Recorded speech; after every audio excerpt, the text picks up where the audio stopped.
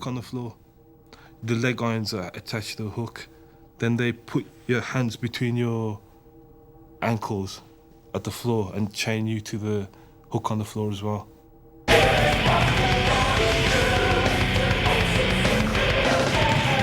keep you there for like an hour, sometimes 2 hours, 5 hours, 6 hours. You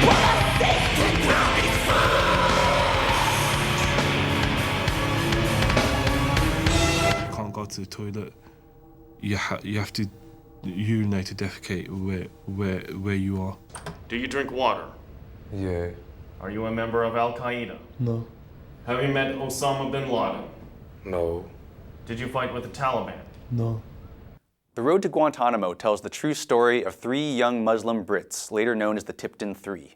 During a trip to Pakistan in late 2001, they took a detour into Afghanistan to assist with an aid mission and witness the American-led assault firsthand. They couldn't have known that they would be swept up in America's indiscriminate war on terror dragnet, and later deposited in the legal and moral netherworld we know as Guantanamo Bay, where they were held without charge for 2 long years.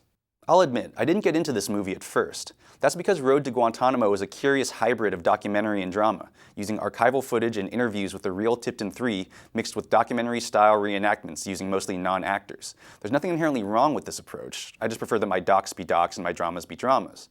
But this style really pays off once the men are taken from Afghanistan to Guantanamo, because then we get to see recreations of how prisoners are actually treated there from the prisoner's perspective, something that no true documentary can achieve, regardless of what the Bush administration would have you believe from the sanitized dog and pony shows performed for visiting reporters and politicians.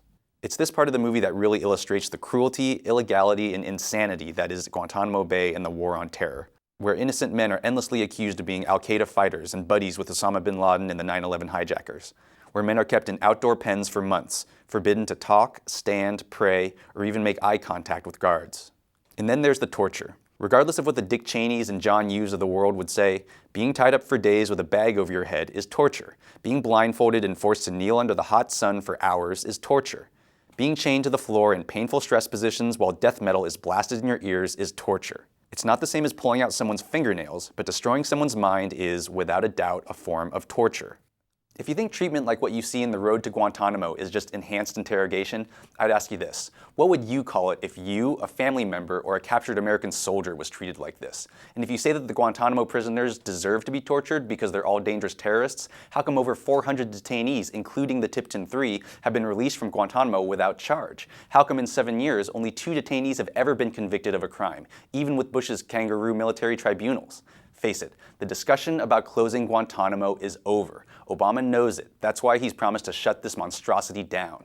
When that happens, hopefully all that will be left of it will be bad memories and movies like The Road to Guantanamo, reminders that we can't let fear turn us into a nation of criminals. This is Jonathan Kim for Brave New Films.